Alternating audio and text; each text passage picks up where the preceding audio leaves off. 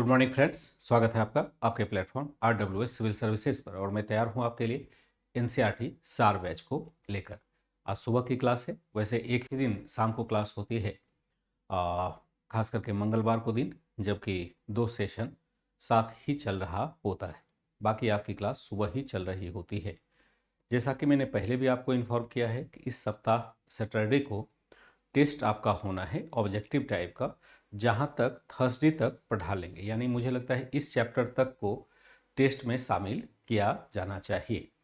और जब इसे शामिल कर लेंगे, कल तक यह चैप्टर समाप्त हो जाएगा। कुछ पुर्तगालियों के बारे में बात करनी है। जो पुर्तगाली कंपनी आती है तो इसी कालखंड में और इसी क्षेत्र में आती है, तो उसके संदर्भ में थोड़ी चर्चा करेंगे।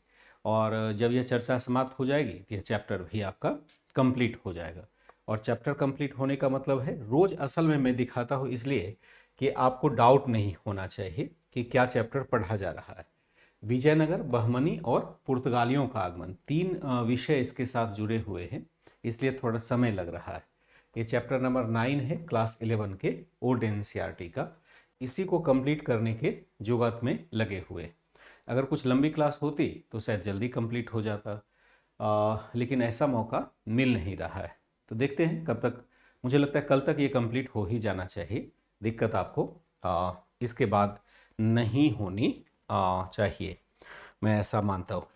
ठीक है बच्चे, वेरी गुड मॉर्निंग सभी बच्चों का। कोई परेशानी होगी तो सबसे पहले वही चैट करेंगे, देन मैं क्लास की शुरुआत करूँगा। ठीक है मंजू, जुनैद खान जी, खुशी मौर्य, रिकॉर्डेड क्लास स्पीड बढ़ाने का ऑप्शन नहीं आ रहा है, तो इसमें मुझे नहीं आइडिया होता है। प्रिंस गुप्ता जी, कि आप जानते हैं कि टीचिंग करना अलग चीज़ है, एप्लीकेशन चलाना अलग चीज़ है। तो स्पीड बढ़ाने का ऑप्शन अगर है नहीं है, इसके बारे में कोई आइडिया नहीं है। मोनिका मैडम ने भी बातें करी है, हो सकता है कि उसके ऊपर जो एप्लीकेशन होता है उसके ऊपर दिखता हो, जो सेटिंग वाला बटन है, शायद वहाँ से स्पीड बढ़ने का ऑप्शन होगा। लेकिन डज़ नॉट मैटर, यहाँ क्लास में इसकी कोई ज़रूरत नहीं है पूछने की, इसलिए कि मुझे खुद ही पता नहीं है कि एप्लीकेशन चलता कैसे है। एप्लीकेशन पर क्लास देना, खुद एप्लीकेशन को चलाना, दोनों अलग अलग बातें होती है। इसके पीछे बहुत टेक्निकल टीम लगी होती है और मुझे इतनी टेक्निकलिटीज़ नहीं होती है। अगर टीचर को पूछेंगे कि स्पीड बढ़ाने का ऑप्शन दे दीजिए, तो टीचर के पास नहीं सुविधा हुआ होती है। आज ही स्पष्ट रूप से मैं आपको बता दूं, बाद में भी आप कहते हैं कि ऐप नहीं चल रहा है, तो ऐप वगैरह चलाना मेरा काम नहीं होता है, यह एक टेक्निकल टीम का काम होता है। अब समझिए, हवाई जहाज़ पर बैठते तो आप कहिएगा हवाई जहाज़ आप चला करके उड़ा करके दिखा दीजिए, तो ये संभव है क्या? रेलगाड़ी में बैठते हैं तो रेलगाड़ी चलाना भी आ जाएगा क्या मुझे? तो ये तो संभव नहीं है ना। मेरा काम पढ़ाना है, बाकी जो टेक्निकल चीज़ें हैं वो अलग से देखने की टीम होती है। आप टीचर को अपना ईमेल आईडी या जो भी है उसको सपोर्ट में भेज दीजिए, ताकि उसको दिखवाया जा सके, आपसे बात करवाया जा सके। क्लास में ऐसा चैट ना करें, क्योंकि स्पीड बढ़ाने का ऑप्शन मेरे पास नहीं होता है। तो चलिए ठीक है, बात हो रही थी यहाँ पर कल जो हमारी चर्चा हो रही थी वह हो रही थी बहमनी साम्राज्य के बारे में। और बहमनी साम्राज्य की चर्चा करते हुए हमने कुछ शासकों की चर्चा की थी, और जिस शासक के साथ चर्चा करते हुए आगे बढ़ रहे थे, वह शासक तो नहीं था, लेकिन एक व्यक्ति था जिसका नाम था महमूद गवाह। महमूद गवाह को हम एक दूसरे नाम से भी रख सकते हैं, जैसे महमूद तो महमूद ही हो गया, और इसको कहीं कहीं आप लिख सकते हैं महमूद गवान। दोनों यूज होता है, क्योंकि अंग्रेजी हिंदी का एक चक्कर है, कहीं गवान लिख देंगे कहीं गवान लिख देंगे। इसके लिए बहुत मतलब फैक्ट्स मिसमैच नहीं होता है। तो अलग अलग किताबों में अलग अलग तरीके से लिखा गया है एक ही बातों को, तो हमें सिर्फ इतना ही ध्यान में रखना है। एक व्यक्ति यहाँ पर है बहमनी प्रशासन के साथ जुड़ा हुआ, जिसका नाम महमूद गवाह है। यह क्या है? यह बहमनी प्रशासन का एक श्रेष्ठ व्यक्ति था। यह क्या था? यह सुल्तान नहीं था, लेकिन बहमनी प्रशासन को, बहमनी साम्राज्य के प्रशासन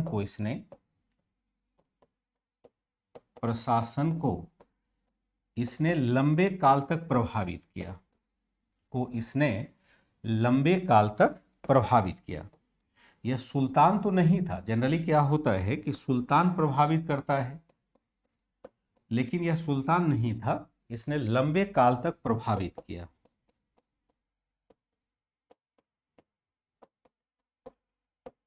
प्रभावित किया। यह भले ही सुल्तान नहीं था, लेकिन इसने बहमनी प्रशासन को लंबे काल तक प्रभावित किया। कौन था यह? कौन था यह? अगर फिर सवाल उत्पन्न होगा, यह क्या था? यह एक ईरानी व्यापारी था। यह प्रारंभ में एक ईरानी व्यापारी था। ईरानी व्यापारी था जिसने बहमनी प्रशासन में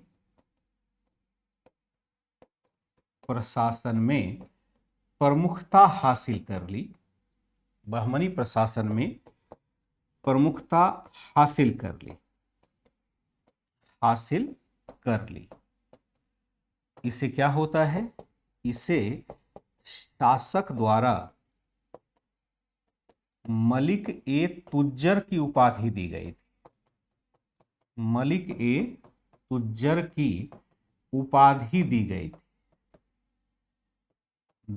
थी। इसे मलिक ए तुज्जर की उपाधि दी थी। तुज्जर का मतलब व्यापारी ही होता है। यह तुज्जर शब्द का अगर प्रयोग किया जाए, यह व्यापारी के संदर्भ में ही प्रयोग होगा। एक व्यक्ति ऐसा है जिसकी चर्चा यहाँ पर करना विशेष रूप से जरूरी है, और वह आपका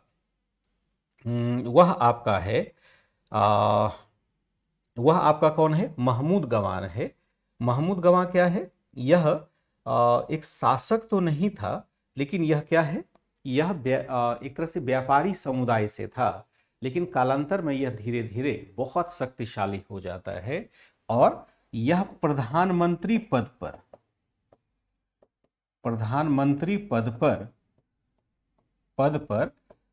20 वर्षों तक रहता है। अब देखिए, सामान्य व्यापारी था, लेकिन यह इतना पावरफुल हो गया कि धीरे धीरे यह जो सर्वश्रेष्ठ मंत्री का पद था, उस पद पर यह पहुंचने में सफल रहता है। कौन? महमूद गवान। ध्यान रखिएगा, नाम याद रखिएगा, क्योंकि कुछ ऐसे नाम हैं जो इतिहास में बहुत ही प्रसिद्ध रहे हैं। और महमूद गवान है, फिर आगे गुजरात वाले में देखेंगे महमूद बेगड़ा शब्द करके आएगा, महमूद खिलजी शब्द करके आएगा। तो ये सब महमूद वाला जो है ना, बहुत सारे महमूद भी बड़े भाई साहब चर्चा में रहे। महमूद गवाह को देख लेंगे, यह प्रधानमंत्री पद पर पहुंचने में सफल रहा था। वैसे तो यह व्यापारी था, कहाँ का? ईरान का व्यापारी था, लेकिन यह प्रशासन में भी प्रमुख भूमिका निभाता है। प्रशासनिक पद पर रहते हुए यह क्या करता है? प्रशासनिक पद पर रहते हुए इसने अनेक सुधार लागू किए थे।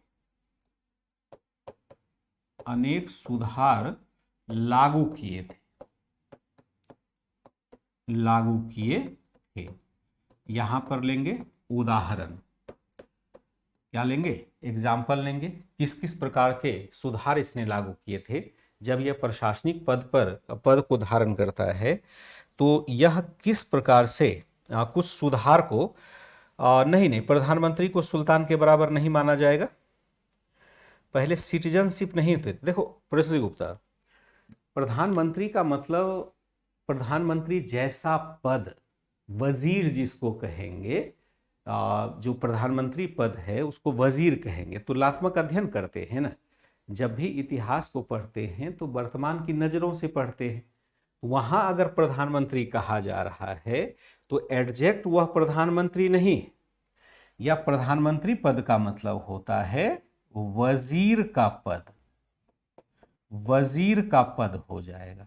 प्रधानमंत्री पद का मतलब क्या होगा? वजीर का पद। अब वजीर शब्द अलग है, अब वजीर लिखेंगे तो फिर उसको व्याख्या करने के लिए आप चाहेंगे कि वजीर का मतलब क्या होता है, इसलिए मैंने सीधे प्रधानमंत्री लिख दिया। तो उसका कोई लोकतांत्रात्मक परिप्रेक्ष्य नहीं होगा। और प्रधानमंत्री और सुल्तान एक क्यों होगा? जब राजतंत्रात्मक व्यवस्था है तो सुल्तान होगा, सुल्तान तो सर्वश्रेष्ठ होगा, वह तो राजा है। और कोई भी अधिकारी राजा जैसा तो नहीं हुआ ना, राजा और अधिकारी में अंतर होगा ना। तो अधिकारी कौन होगा? जो सर्वश्रेष्ठ अधिकारी होगा सुल्तान के बाद, वह प्रधानमंत्री जैसा होगा, जिसको हम वजीर कहा करते थे। वजीर मतलब मंत्री होता है, या कहें प्रधानमंत्री। अब तो वजीर शब्द का अर्थ मंत्री हो जाता है। वजीर आलम का, वजीर आजम का मतलब प्रधानमंत्री होता है। वजीर आजम का मतलब वजीरों में जो श्रेष्ठ है उसको वजीर आजम कहेंगे। फिर वजीर आला शब्द आ जाता है। तो इस झंझट से बचाने के लिए मैंने सीधा प्रधानमंत्री शब्द का प्रयोग कर लिया था। तो आपको यह देखना होगा, प्रधानमंत्री उस समय तो पद होगा नहीं, प्रधानमंत्री जैसा पद होगा जिसकी चर्चा की जा रही थी यहाँ पर। तो आप छोटे बात पर कंफ्यूज कर जाते हैं। हम क्या देखते हैं, प्रशासनिक पद पर रहते हुए इसने अनेक सुधार यहाँ लागू किए थे। और खास करके जो सुधार थे, वे सुधार किस लिए थे? वह सुधार क्या था? यह सुधार जो था, इसने प्रांतों में विभाजित किया। इसने क्या किया? इसने साम्राज्य को प्रांतों में विभाजित किया। प्रांतों में, या 8 प्रांतों में विभाजित किया, ऐसा लिख सकते हैं। तो 8 प्रांतों में विभाजित किया। इसको हम कहते थे तरफ। प्रांतों में विभाजित किया। अब देखिए यहां पर शब्द अलग अलग हो जाते हैं। जैसे मैं उदाहरण दूं दोनों का, मान लो कि यहां पर मैं एक शब्द लिखता हूं आपका विजयनगर। तो विजयनगर का प्रांत क्या कहलाएगा? विजयनगर का प्रांत क्या कहलाएगा? क्या कहलाता है विजयनगर का प्रांत? प्रिंस गुप्ता कुछ याद है कि ऐसे ही विजयनगर के संदर्भ में हमने पढ़ा हुआ है कि वहां पर भी प्रांतीय व्यवस्था थी, प्रशासनिक विभाजन हमने देखा है। तो विजयनगर के समय प्रांतों को क्या कहा जाता था? जो प्रोविंस हुआ करता था उसको क्या कहा जाता था? कल ही हम लोगों ने पढ़ा है। और अगर आपने रिकॉल नहीं किया प्रिंस गुप्ता, इसका मतलब है कि लिंक आपका नहीं बन रहा है, मतलब सिर्फ आपका उदाहरण में दे रहा हो। नाम अभी आया था तो नाम याद आ गया। बाकी सभी बच्चों के लिए है कि अगर वो नहीं इसको रिकॉल कर पाए, इसका मतलब है कि फिर अगला लाइन भी हम समझ नहीं पाएंगे। तो क्या विजयनगर में प्रांत को क्या कहा जाएगा? चलिए बहुत बढ़िया है, एमके ने कहा, एमके का आंसर आ गया है। और फिर प्रीतिपाल का भी आंसर आ गया। चलिए ठीक है, बहुत बढ़िया है। तो यह क्या कहा जाता था? तो कहा जाता था यहाँ पर और भी बच्चों का देख लो आंसर। खुशी का ठीक है, खुशी है। अमित यादव का ठीक है। पूजा का आंसर नहीं है। चलिए कुछ ही बच्चों ने दिया, देखो तुरंत रिकॉल हम नहीं कर पाए जबकि एक ही दिन पुरानी बात है। यहां कहा जाता था मंडलम। मंडलम इक्वल क्या होता था? प्रांत होता है। लेकिन ठीक उसके बगल में एक बहमनी प्रशासन है। बहमनी राज्य का प्रांत क्या कहलाएगा? राज्य का प्रांत क्या कहलाएगा? तरफ कहलाएगा। तरफ इक्वल टू क्या हो जाएगा? प्रांत हो जाएगा। अब दोनों जगह राज्य की बात हो रही है, प्रोविंस की बात हो रही है, लेकिन दोनों जगह शब्द हमारे अलग हो जा रहे हैं। नहीं, जैसे फिर हम मुगल काल में जाएंगे तो देखेंगे कि यहां पर प्रांतों को अलग कहा जाने लगा, सूबा कहा जाने लगा। इसलिए उसके अधिकारी को सूबेदार कहा जाने लग जाएगा। तो हर समय थोड़े से परिवर्तन होते रहते हैं शब्दों में, तो उन्हें हमें ध्यान में रखना होता है। ये प्रशासनिक शब्दावली भी हमें ध्यान में रखना पड़ेगा। तो विजयनगर में हमने देखा कि मंडलम कहा जाता है। यहां क्या किया जा रहा है? यहां पर कहा जा रहा है तरफ। ये तरफ किसने विभाजित किया? यह किया इसको आपका महमूद गवा ने विभाजित किया। इसी को हम क्या कहते हैं? प्रमुख अधिकारी जो हो जाएगा वह होगा इसका तरफदार। क्या हो जाएगा? तरफदार हो जाएगा। प्रमुख अधिकारी तरफदार हो जाएगा। यहां से क्वेश्चन बन सकते हैं आपके। और चूंकि टेलीग्राम चैनल पर मैं क्वेश्चन पूछता रहता हूं तो मार्क मैंने लगा दिया, तो आप लोग भी अलर्ट रहेंगे कि यहां से प्रश्न पूछा जा सकता है। सुबानी बिल्कुल ठीक है। ठीक है, हमने क्या देखा कि यहां पर प्रत्येक तरफदार के अधीन प्रत्येक तरफदार के अधीन एक सुसंगठित सेना रखी गई, एक सुसंगठित सेना रखी गई, सेना रखी गई। अगर प्रत्येक तरफदार के अंदर एक सुसंगठित सेना रखी गई, इसका मतलब है कि वह राज्य थोड़ा सा मजबूत हो जाएगा। क्यों? क्योंकि यहां पर अलग अलग क्षेत्र में सेनाएं हमारी बिखरी हुई है, जब चाहे हम आक्रमण कर सकते हैं। प्रत्येक अमीरों के कार्य तथा दायित्व निश्चित किए गए, कार्य दायित्व तथा दायित्व के साथ वेतन निश्चित किए गए,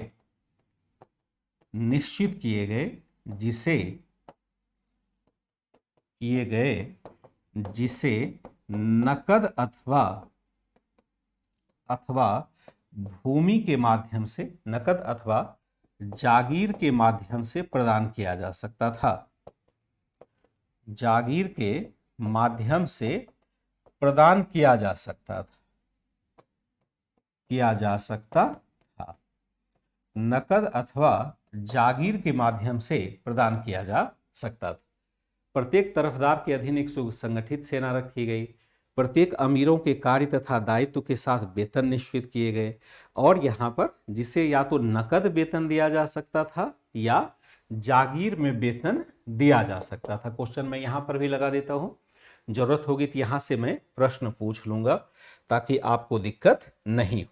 ठीक है, सिखा महमूद गवा की चर्चा हो रही है, तो यहाँ पर हमने क्या देखा कि इसने बहुत सारे सुधार, प्रांत मतलब राज्य होता है।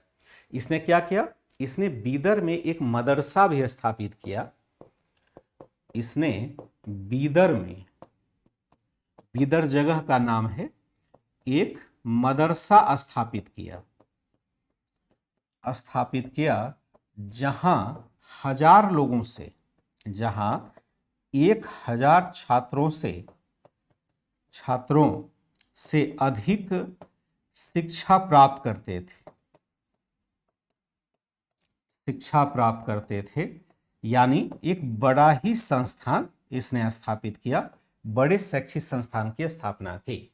माना जाता है कि बहमनी प्रशासन में इसने बहुत ही प्रमुख यानी महत्वपूर्ण भूमिका यहाँ पर निभा ली। जागीर क्या मतलब होता है? जागीर का मतलब तो पहले ही बताया, भूमिखंड होता है। जागीर का मतलब क्या हो जाएगा? जागीर का मतलब भूमिखंड हो जाएगा। जैसे इक्ता भी एक प्रकार का भूमिखंड था, जागीर का मतलब क्या होगा? एक भूमिखंड होगा। जैसे आपको मैं 5 बीघे खेत दे देता हूँ तो आपकी जागीर हो जाएगी।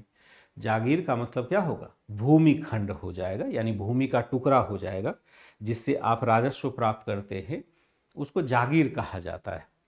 तो यहाँ दोनों बातें होती रहती है। पहले भी हम लोगों ने देखा है कि नकद में वेतन दिया जाता है, या फिर हम भूमि आवंटित कर देते हैं, लैंड आवंटित कर देते हैं कि भाई इस लैंड से जो इनकम होगा उस पर आपकी अधिकारिता है, आप उससे खर्च अपना निकाल सकते हैं, उसको ही हम जनरली जागीर कहते हैं। तो इसने बीदर में एक मदरसा स्थापित किया, 1000 छात्रों से अधिक शिक्षा प्राप्त करते थे। यहाँ लिख सकते हैं, जहां 1000 छात्रों से अधिक शिक्षा प्राप्त किया करते थे। यह हमारा एक तरह से बहुत बड़ा यह हो जाएगा। अभी भी मदरसे से करते हैं, अभी भी मदरसा है प्रिंस गुप्ता जी। मदरसा दोनों रूपों में हो सकता है, डे बोर्डिंग भी हो सकता है और वहाँ पर रह करके भी कर सकते हैं। जैसे स्कूल हम 2 प्रकार के देखते हैं। पहले क्या होता था, देखो स्कूल का सिस्टम क्या है, अब तो हम देखते हैं सरकार का स्कूल है या कुछ प्राइवेट लोग स्कूल चलाते हैं। 2 प्रकार के स्कूल है ना, या तो प्राइवेट स्कूल है या सरकार का स्कूल है। तो सरकारी स्कूल भी तो 2 प्रकार के हैं, आपको आइडिया हो तो 2 प्रकार के स्कूल हैं सरकार में भी। एक सरकारी स्कूल है जहाँ की रोज़ आप स्कूल घर से जाते हैं, घर से फिर स्कूल से घर चले आते हैं। एक स्कूल ऐसा है जो आवासीय विद्यालय है, रेसिडेंशियल है, जैसे नवोदय विद्यालय या इस टाइप के विद्यालय जो हैं सरकार के द्वारा स्थापित किए जाते हैं, वे आवासीय विद्यालय है, यानी बच्चों के रहने, खाने और पढ़ने की व्यवस्था एक ही छत के अधीन होती है। जबकि कुछ स्कूल होता है जो हमारे गांव में है कि हम रोज़ स्कूल घर से जाते हैं, रोज़ आ जाते हैं, तो इसको हम डे बोर्डिंग स्कूल कहते हैं। तो मदरसा भी कई प्रकार का होगा। जैसे आप नालंदा विश्वविद्यालय की चर्चा करें तो वहाँ पर भी देखते हैं वो डे बोर्डिंग नहीं था, वहाँ पर बच्चों को रखा जाता था, यानी आवासीय विद्यालय था। तो शुरुआत में जब भी शिक्षा संस्थान की बात करते हैं तो शिक्षण संस्थान सरकार के द्वारा स्थापित नहीं किए जाते थे, बल्कि विभिन्न व्यक्तिगत प्रयासों से ऐसे संस्थान स्थापित किए जाते थे, चाहे वो आवासीय हो चाहे डे बोर्डिंग वाला हो।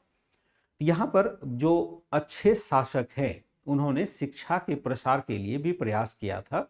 जैसे हम महमूद गवाह को देखते हैं, इसने भी अपने खर्चे से मदरसे का निर्माण करवाया। इस्लामिक शिक्षा के लिए मदरसा होता है, वहाँ पर मूलतः इस्लामिक शिक्षा दी जाती है, जो अभी भी ऐसा ही है, अभी भी ऐसा ही मदरसा चलता है।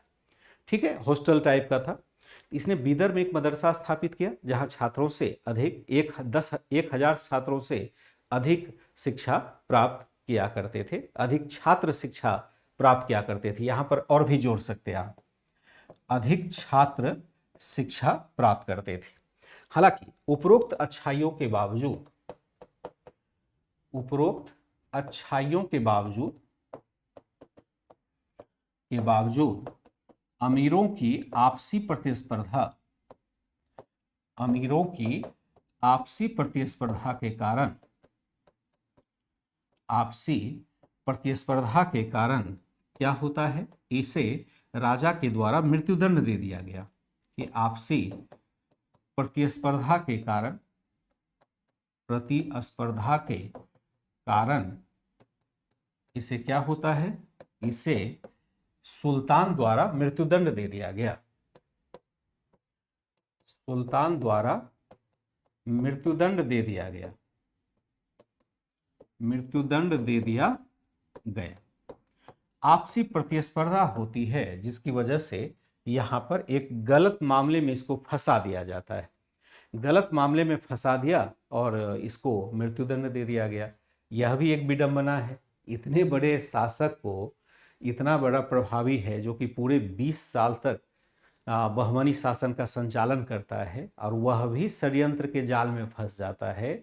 और राजा जो बहुत ही कमज़ोर था, जिसका कोई वैल्यू नहीं था, लेकिन राजा ने इसको मृत्युदंड देने का आदेश दिया। देखिए, अमीरों के बीच में हमेशा प्रतिस्पर्धा रही है। अमीर का मतलब क्या, अधिकारी। उस समय अमीर का मतलब क्या होता है, अधिकारी होता है। और आपस में ये गुटबाजी करते रहते थे, क्योंकि अलग अलग टाइप के समूह दरबार में मौजूद थे। जैसे कोई ईरान का है, जैसे ये महमूद गवाह कहाँ का था, ईरान का था, फारस का था। तो जितने भी ईरान के प्रशासनिक अधिकारी होंगे इस दरबार में, सब एकजुट हो जाते होंगे। अभी भी आप देखते हैं कि जाति के आधार पर, धर्म के आधार पर प्रशासन में अलग अलग प्रकार के गुट बने होते हैं, कि एक जाति का एक गुट बन जाएगा, एक धर्म का एक गुट बन जाएगा, एक क्षेत्र के लोगों का एक गुट बन जाएगा। ये गुटबाजी हमेशा के लिए प्रशासन में घातक ही रहा है। अब यहाँ पर दरबार में क्या था, जो बहमनी शासन का दरबार है, यहाँ पर कम से कम 2 गुट ऐसे थे जो बड़े प्रभावी थे। एक ईरानी लोगों का गुट था जो ईरान से आए हुए थे और शासन में प्रभावी भूमिका निभा रहे थे, जैसे कि आप महमूद गवाह को देखिए, और इसके जैसे बहुत सारे लोग और भी थे। तो सब ईरान का लोग जो होगा वह एक हो जाएगा, एक तरह से प्रशासनिक तौर पर वह अपने आप को संगठित कर लेगा।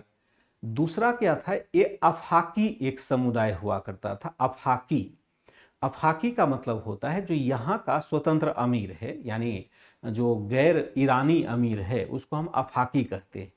तो अफाकी भी बड़े प्रभावी थे, यानी ईरानी के खिलाफ अफाकी हमेशा षड्यंत्र करते रहते थे, हमेशा कान भरते रहते थे, ताकि अफाकियों को अधिक पद मिल पाए।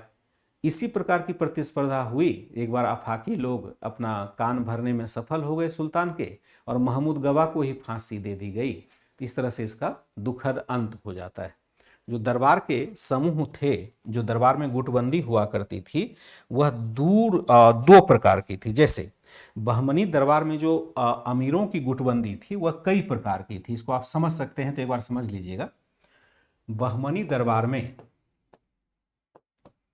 बहमनी दरबार में अमीरों के गुट कैसे थे? अमीरों के गुट कैसे थे? ये हर जगह होता है। यहां पर देखेंगे, एक तो हो जाएगा ईरानी, ईरान से आया हुआ, ईरान से आया हुआ, एक गुट यह हो जाएगा। दूसरा होगा आपका दक्कनी, दक्कनी, दक्कनी मतलब दक्कन क्षेत्र का, दक्कन क्षेत्र का अमीर यानी भारत का मूल निवासी, भारत का मूल निवासी, ये हो जाएगा जो बहुत दिनों से यहां रह रहा है। और तीसरा जो हो जाएगा वह हो जाएगा अफाकी। अफाकी का मतलब होता है कि जो नया नया ऐसा अमीर जो नया आया है, जो नए नए तौर पर प्रशासन से जुड़ा हो, प्रशासन से जुड़ा हो, जो प्रशासन से जुड़ा हो, नए नए तौर पर प्रशासन से जुड़ा हो। यानी अभी तो प्रशासन में ही नहीं था, लेकिन कहीं से आकर के ये जुड़ जाता है। ये तीनों में आपसी प्रतिस्पर्धा होती रहती थी, सब में आपसी प्रतिस्पर्धा होती थी। अब सब एक दूसरे को नीचा दिखाना चाहेगा। ईरानी चाहेगा दक्कनी को पद ना मिले, दक्कनी चाहेगा अफाकियों को पद ना मिले। जो नवांतुक है, जो नया लोग आ रहा है, उसको लोग पद में जाने नहीं देना चाहता है, बड़ा षड्यंत्र करता है। ये सब भी अपना षड्यंत्र करेगा। तो इस तरह से दरबार षड्यंत्र से भर गया था। ऐसा षड्यंत्र हो रहा था कि एक दूसरे को काटने के लिए सब तैयार था। और इसी में महमूद गवाह के खिलाफ किसी ने शिकायत कर दी, और वह शिकायत गलत तरीके से, या उस शिकायत की जांच गलत तरीके से हुई, और महमूद गवाह को ही फांसी दे दिया गया। इस तरह से एक बहुत ही बड़े सितारे का अंत हो जाता है, जिसने कि हम देखते हैं कि बहमनी में एक बहुत बड़ा, बीदर कहाँ है, बीदर आप देख लीजिएगा जरा मैप के ऊपर। जो बीदर का क्षेत्र है ना, वो बार बार हर चीज़ नहीं दिखाया जा सकता है। बच्चे ध्यान रखेंगे कि आप जब जैसे पूछेंगे वैसे ही मैं यहाँ पर तैयार हो जाऊँ, तो ये संभव नहीं। मैप जब आपको शेयर कर दिया जाता है तो थोड़ी जिम्मेवारी तो आपको लेनी पड़ेगी। कल भी आपने कहा था ये बीदर यहाँ पर है। जब मैप मैंने शेयर कर ही दिया है तो आप खुद नहीं मैप पर देख लेंगे, जो हमसे ही पूछ लेंगे कि कहाँ है। अगर मैं आपसे पूछूँ कहाँ है तो आप कैसा लगेगा आपको? क्यों, आपका काम तो आपका यही है ना, मैप को निकाल के रखिए सामने, देखना पड़ेगा। ये ऑलरेडी मैंने मैप शेयर किया हुआ है, यहाँ पर बीदर लिखा हुआ है। तो एक तरह से मेरा बोझ ही आप बढ़ाते हैं, और बोझ ही नहीं बढ़ाते हैं, कोर्स को आप टांग पकड़ के पीछे खींच लेते हैं। आगे से ध्यान रखिएगा, कुछ बातें आप खुद भी कर सकते हैं। आप अपने ऊपर विश्वास तो करिए, आप भी हनुमान से कम थोड़े नहीं, लेकिन विश्वास करिए कि आप खुद कर सकते हैं और ये काम करेंगे। बीदर देखिए यहां पर है। ठीक है बच्चे, तो ऐसा अमीर जो नए नए तौर पर जुड़ा हुआ हो। उपरोक्त सभी प्रतिस्पर्धाओं का परिणाम रहा, और उपरोक्त अमीर समूहों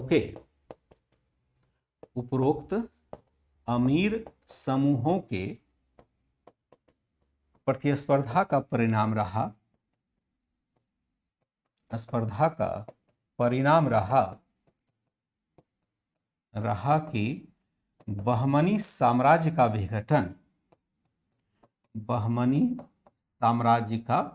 विघटन हो जाता है।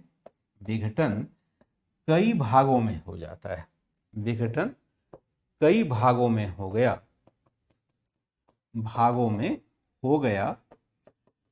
तथा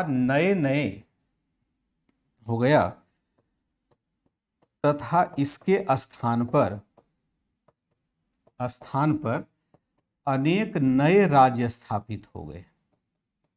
नए राज्य स्थापित हो गए और लेंगे यहां पर उदाहरण, कैसे राज्य स्थापित हो गए, उदाहरण लेंगे कौन कौन से राज्य स्थापित हो जाते हैं। उपरोक्त अमीर समूहों की प्रतिस्पर्धा का परिणाम रहा कि बहमनी साम्राज्य का विघटन कई भागों में हो गया तथा इसके स्थान पर अनेक नए राज्य स्थापित हो गए। अनेक नए राज्य स्थापित हो जाते हैं इसके स्थान पर, और यह स्थान यह स्थान क्या होता है, यह स्थान क्या हो जाता है, राजा सजा देगा ना, जो सुल्तान है वही सजा देगा ना। यहां पर हम देखते हैं कि कुछ नए राज्य स्थापित हो जाते हैं, जैसे हम करते हैं गोलकुंडा, क्या कहेंगे, गोलकुंडा स्थापित हो जाता है। दूसरा है अहमदनगर, नया राज्य बन जाएगा। बीजापुर नया राज्य हो जाएगा। बीदर, जिसकी चर्चा अभी हमने की, यह नया राज्य बन जाएगा। बीदर हो गया। फिर हम देखते हैं एक नया राज्य बन जाएगा बरार। ये सारे नए राज्य बन गए। उपरोक्त आगे कालांतर में क्या होता है, आगे के कालक्रम में इन राज्यों पर एक एक करके मुगल साम्राज्य का आधिपत्य स्थापित होता चला गया। एक एक कर मुगल साम्राज्य का आधिपत्य स्थापित होता चला गया। मुगल साम्राज्य का आधिपत्य स्थापित होता चला गया, स्थापित होता चला गया। एक एक करके मुगल साम्राज्य का आधिपत्य इस पर स्थापित होता चला गया। पहले था एकमात्र पहले बहमनी था, लेकिन उसके जगह पर अब गोलकुंडा देखते हैं, अहमदनगर देखते हैं, बीजापुर देखते हैं, बीदर देखते हैं, बरार देखते हैं।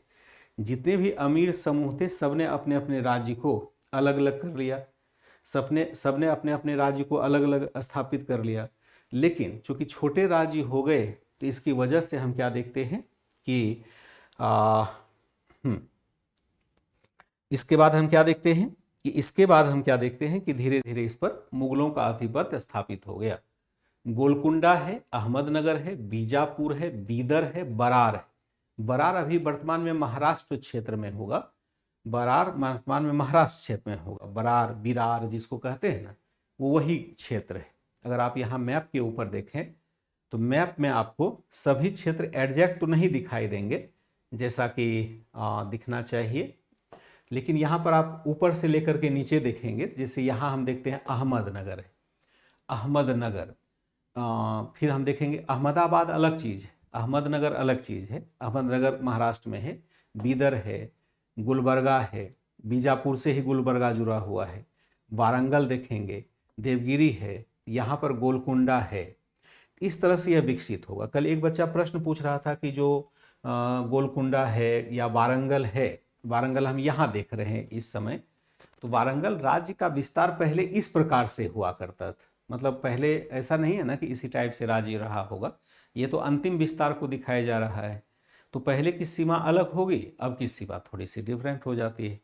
तो केवल एक प्रतीकात्मक तौर पर यह मैप आप ले सकते हैं, बाकी आप अभी भी ऐसे राज्य की स्थिति देखेंगे।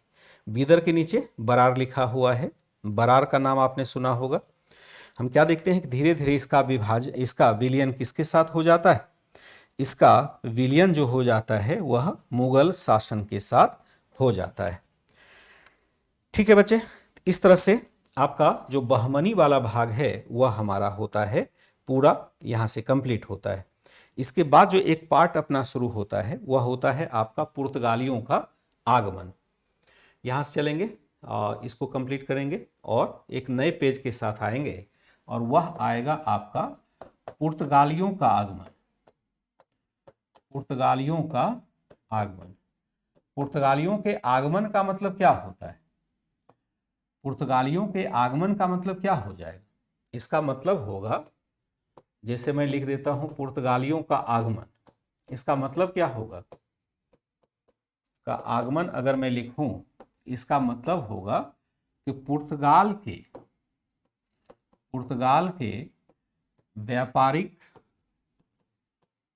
व्यापारिक कंपनी का भारत आगमन, कंपनी का भारत आगमन किस लिए होता है? प्रारंभ में यह व्यापार के लिए आता है। प्रारंभ में यह किस लिए आता है? व्यापार के लिए आता है। के लिए आता है, लेकिन धीरे धीरे इसने क्या कर लिया, धीरे धीरे इसने कुछ क्षेत्रों पर प्रभाव जमा लिया, कुछ क्षेत्रों पर प्रभाव स्थापित कर लिया, कुछ क्षेत्रों पर नियंत्रण स्थापित कर लिया,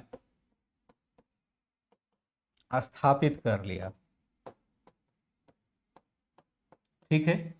अगर आपसे पूछा जाए कि जो पुर्तगाल है वह भारत के किस राज्य में स्थित है, पुर्तगाल भारत के किस राज्य में स्थित है, पुर्तगाल क्षेत्र भारत के किस भाग में स्थित है, उत्तर, दक्षिण, पूर्व, पश्चिम, तो क्या कह पाएंगे कि पुर्तगाल भारत के उत्तरी भाग में है, दक्षिणी भाग में है, पूर्वी भाग में है, पश्चिमी भाग में है, कहाँ पर है? पुर्तगाल भारत के वर्तमान में किस राज्य से जुड़ा हुआ है? मतलब जो पुर्तगाली की हम बात करते हैं, पुर्तगाल से आया था, तो पुर्तगाल कहाँ पर है? भारत में है या भारत से बाहर है? मैं यह एग्जैक्ट पूछने की कोशिश कर रहा हूँ। तो यहाँ पर पुर्तगाली जो है वह क्या भारत से है? हाँ, उसकी कहानी सुमित यादव जी पढ़ेंगे हम लोग। उसकी कहानी हम लोग अकबर के साथ पढ़ेंगे। शिखा यादव भारत के ईस्ट में है, मतलब जितनी पिटाई करनी हो सकती है उतनी पिटाई कर देंगे। मोहम्मद तालिब समझ नहीं पाए, क्या पुर्तगाल भारत में, पुर्तगाल भारत में है या भारत से बाहर है, ये कहना है ना आपको। पुर्तगाल भारत में है, भारत के ही किसी राज्य में है, या भारत से बाहर के पुर्तगाली? पुर्तगाल है कहाँ? एशिया में, यूरोप में, अमेरिका में, अफ्रीका में? मैं एक बार पोल लगा के देखता हूँ, पुर्तगाल कहाँ है? क्वेश्चन होगा पुर्तगाल कहाँ है, कहाँ है? ए मध्य Asia, B Europe, C America और डी अफ्रीका। अफ्रीका। पुर्तगाल कहाँ है? मध्य एशिया, यूरोप, अमेरिका, अफ्रीका। पुर्तगाल कहाँ है यहाँ हमें देखना होगा। मैंने प्रश्न लिख दिया है, पुर्तगाल कहाँ है? मध्य एशिया, यूरोप, अमेरिका, अफ्रीका। यहाँ पर आपको मैं एक पोल लगाता हूँ ताकि आप इसको उत्तर दे पाएं।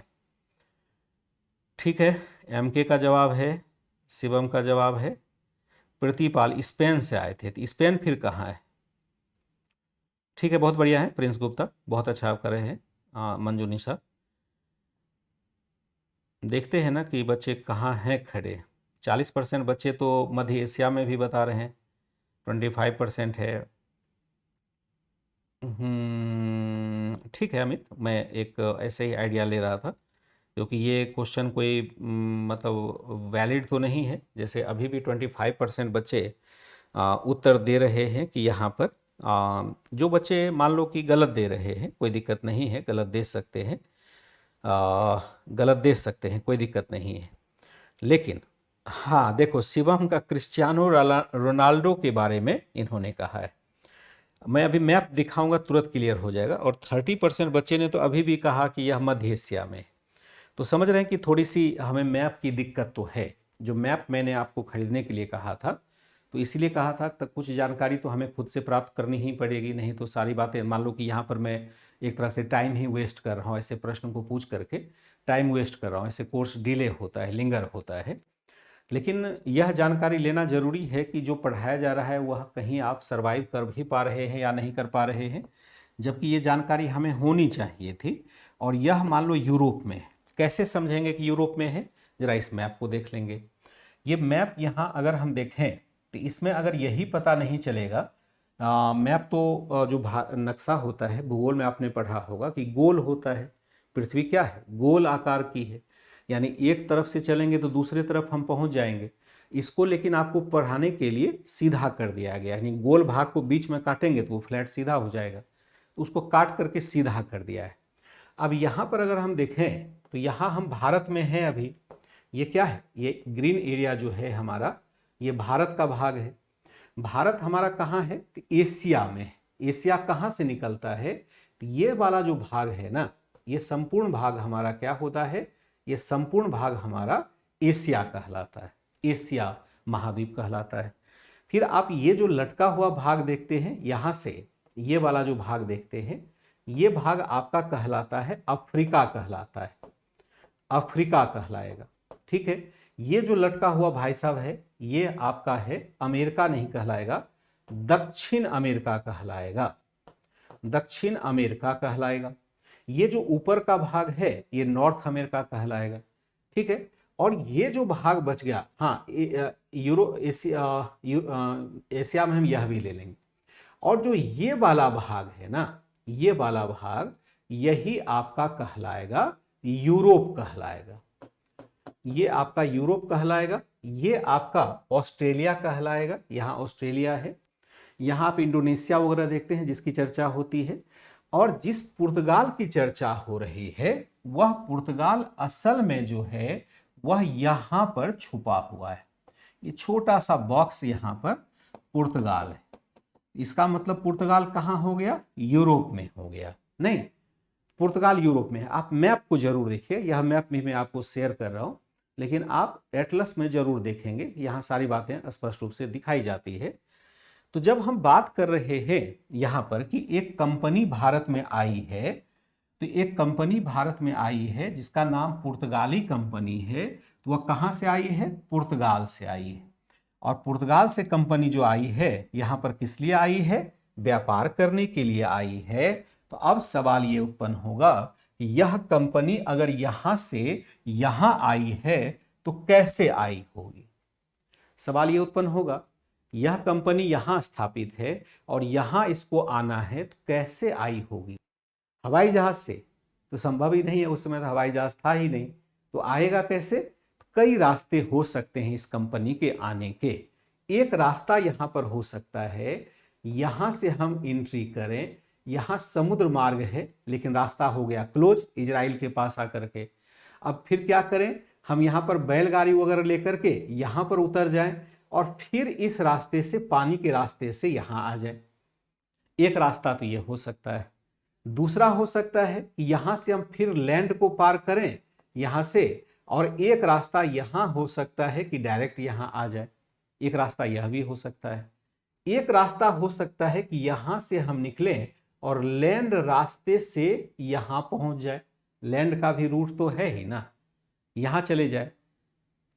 एक रास्ता और हो सकता है, और वह रास्ता हो सकता है कि यहाँ से निकलें, पूरा का पूरा चक्कर लगाए, यहाँ से पूरा चक्कर लगाते हुए फिर यहाँ आ जाए। कई रास्ते हो सकते हैं आने के, लेकिन यहाँ पर बहुत सारी दिक्कतें हैं कि जरूरी नहीं है कि सभी रास्ता वह पकड़ ही पाए। कुछ नए रास्ते लेने की मजबूरी हो जाती है। इसकी वजह से यहाँ पर पुर्तगाली नए रास्ते के माध्यम से पहुँचता है और उसका एक अलग इम्पैक्ट आता है, जिसको हम आधुनिक भारत में जनरली पढ़ते हैं। लेकिन पुर्तगाली यहीं पर आ जाते हैं, इसकी चर्चा हम लोग यहीं करेंगे। क्या यही हो सकता है ना जो रास्ता हम देख रहे हैं? हाँ, जलमार्ग के जरिए आ सकते हैं, ठीक है, सी रूट सबसे अच्छा होगा। लेकिन रूट तो सभी है ना, जो भी रूट मैंने दिखाया रूट सभी हो सकते हैं, लेकिन यहाँ पर हम क्या करेंगे? सामुद्रिक मार्ग से आएंगे, जिससे कि किसी की बाधा नहीं होगी। यहाँ आएंगे और लैंड में आके फंस जाएंगे। फिर लैंड से आप अपना कैसे घोड़ा लेके चलेंगे क्या? मतलब समुद्र में आप जहाज लेके चलें, फिर घोड़ा लेके भी चलेंगे, संभव है क्या? दूसरा है, इतने देशों से आपको जूझना पड़ेगा कि आप निकल ही नहीं पाएंगे। तो सबसे बेहतर तरीका था कि आप समुद्र का चक्कर काटते हुए आ जाएं। अब तो हवाई जहाज है, सीधे फुर्र से उड़ करके आप वहाँ पर पहुँच जाएंगे, लेकिन पहले की स्थिति ऐसी नहीं थी। तो अगर हम पुर्तगालियों का आगमन यहाँ पर देखते हैं, तो यहाँ पर हमें यह देखना होगा कि 1498 में 1498 में वास्को डिगामा नामक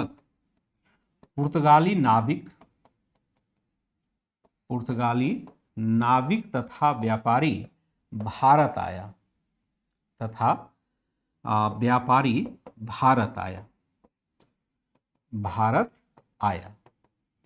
पुर्तगाली नाविक तथा व्यापारी दोनों था, वह भारत आता है 1498 ईस्वी के आसपास। किसकी सहायता से? अब्दुल मजीद नामक गुजराती की सहायता से। माना जाता है कि अब्दुल मजीद नामक, कहीं मुनीद मिलता है, मजीद नामक भूगोलवेत्ता की सहायता से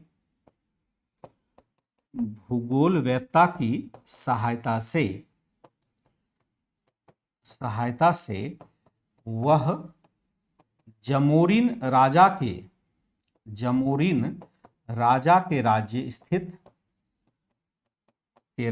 स्थित कालीकट बंदरगाह पर उतरा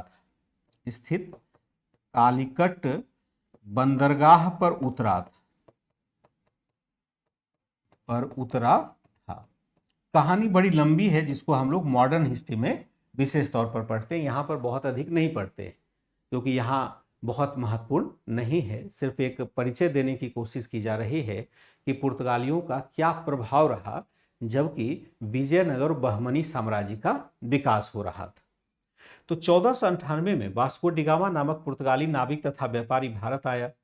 माना जाता है कि अब्दुल मजीद नामक भूगोलवेत्ता की सहायता से वह जमोरिन राजा के राज्य स्थित कालीकट बंदरगाह पर उतरा था। अगर आपसे एक प्रश्न पूछूं, यह तो मैंने ऐसे पढ़ा दिया, लिखा दिया, लेकिन एज ए स्टूडेंट आपको क्या करना है? डिफरेंट सोचना है। जितना पढ़ाया गया है उससे डिफरेंट।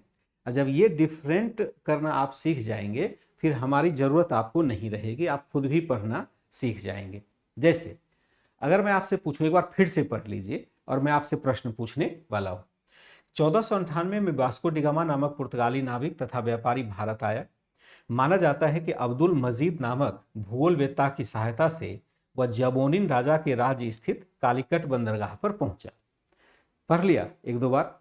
अब मैं प्रश्न पूछूं, तो जो प्रश्न पूछूंगा यानी जो प्रश्न उत्पन्न हुआ एक अलग डायमेंशन के साथ, अगर ये प्रश्न पकड़ने की कला खुद में डेवलप हो जाए तो फिर किसी टीचर की जरूरत नहीं होती है। सीधा किताब पढ़ेंगे, आपको समझ में आती चली जाएगी बात।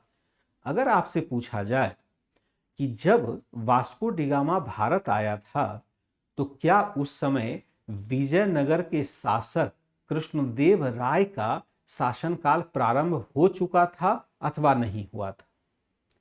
जब वास्को डी गामा भारत आया कब आया? यहां लिखा है 1498 में आया था। तो क्या उस समय विजयनगर के शासक कृष्णदेव राय का शासनकाल प्रारंभ हो चुका था या नहीं हुआ था? अगर आप अंदाज से बता सकें, याद करके बता सकें, क्योंकि पहले इसकी चर्चा हो चुकी है, तो इसका मतलब है कि आप लिंक कर पाने में सफल हो पा रहे हैं, सारी बात आप समझ पा रहे हैं। तो विजयनगर शासक का कार्यकाल जो होगा, कृष्णदेव राय का, केडीआर का जो कार्यकाल होगा वह कब होगा? 1509 से लेकर के 1530 तक। ये बातें हमें रिकॉल करनी पड़ेगी।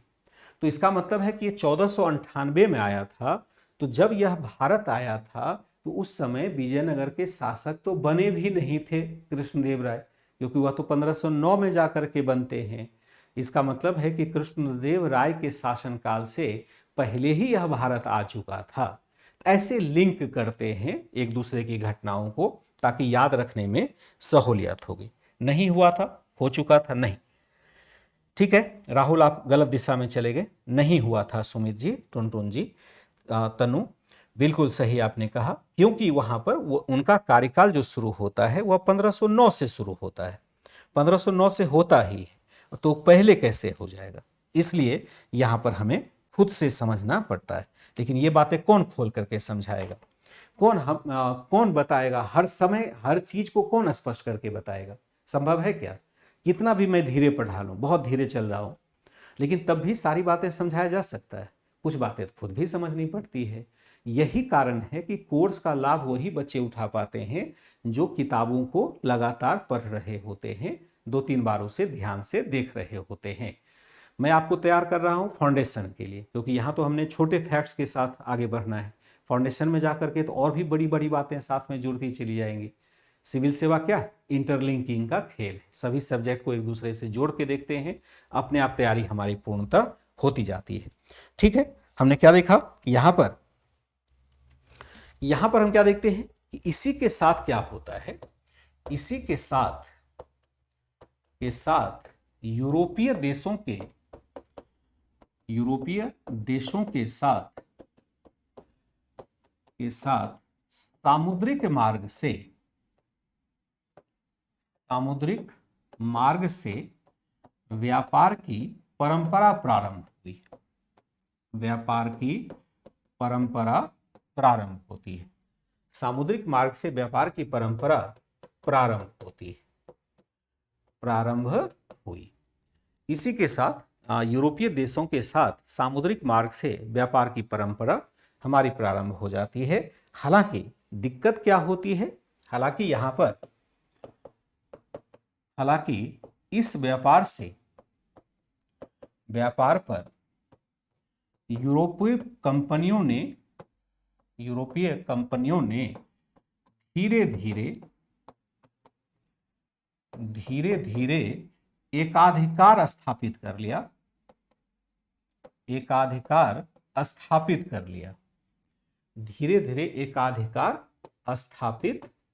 कर लिया। इन कंपनियों ने क्या कर लिया, धीरे धीरे व्यापार पर ही एकाधिकार स्थापित कर लिया, जिसकी वजह से थोड़ी सी यहां पर हम क्या देखते हैं कि कठिनाई भी उत्पन्न हो जाती है। जरा देखते हैं कि यह इस व्यापारिक एकाधिकार का क्या दिक्कत होती है, क्या दिक्कत हुई। यहां पर जरा इसको डिफाइन करने की कोशिश करते हैं। देखिए, सबसे पहले हम यह माने कि यूरोपीय कंपनी क्यों आई, यूरोपीय कंपनी भारत क्यों आई। आपने अभी तुरंत उत्तर दिया है, क्यों आई। यूरोपीय कंपनी जो भारत आई, वह प्रारंभ में हम क्या देखते हैं, किसके लिए आती है, व्यापार के लिए आती है। व्यापार के लिए भारत आई, यही इसका उत्तर हो सकता है। तो दूसरा यहां पर फिर सवाल उत्पन्न होता है कि भारत से व्यापार की क्यों आवश्यकता पड़ी, व्यापार की क्यों आवश्यकता पड़ी।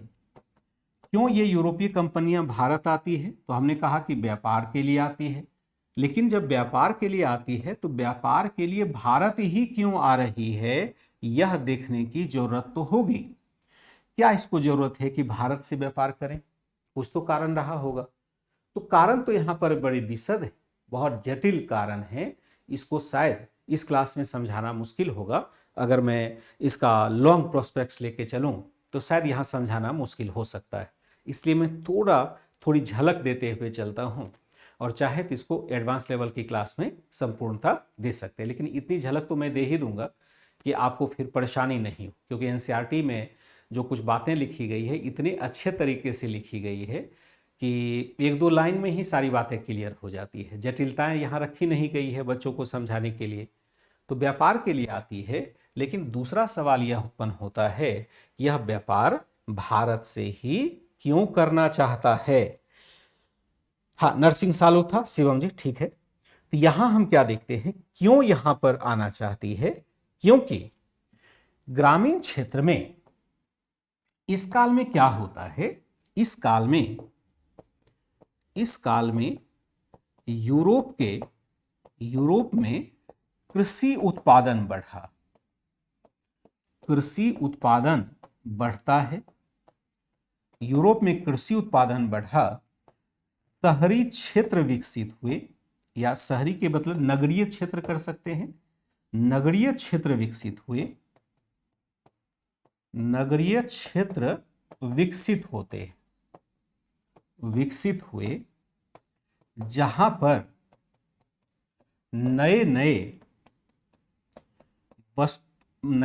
ऐसे वस्तुओं की मांग बढ़ी,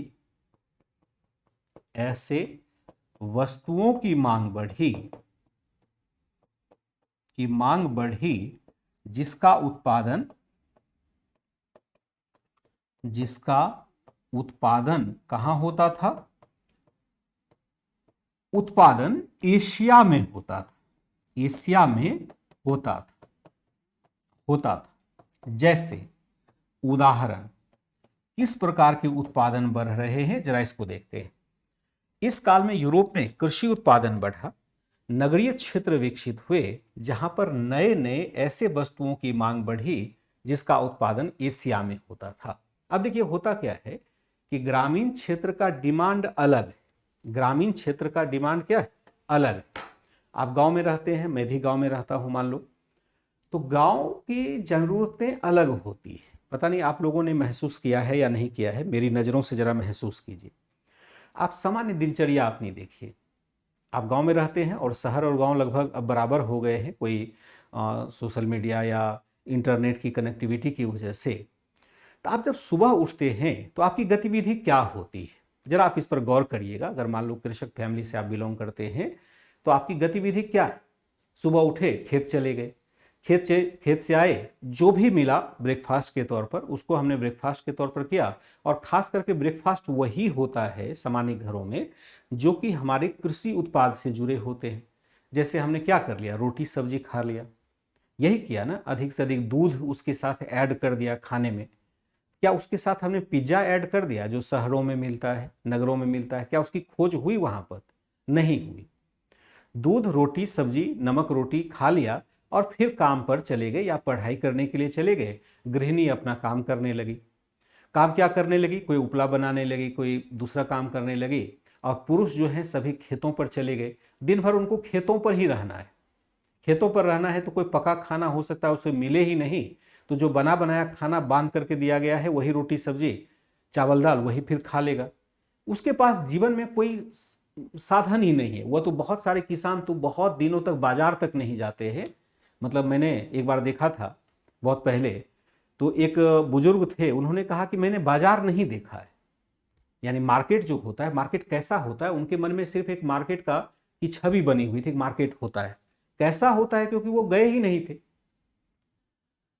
तो गांव की जरूरतें हमारी बहुत सीमित हो गई, बहुत ही लिमिटेड है। किसी घर में पूजा पाठ हुआ तो कुछ अगरबत्ती वगैरह बाजार से आ गया, अदरवाइज ना तो लोगों के पास परचेजिंग पावर है।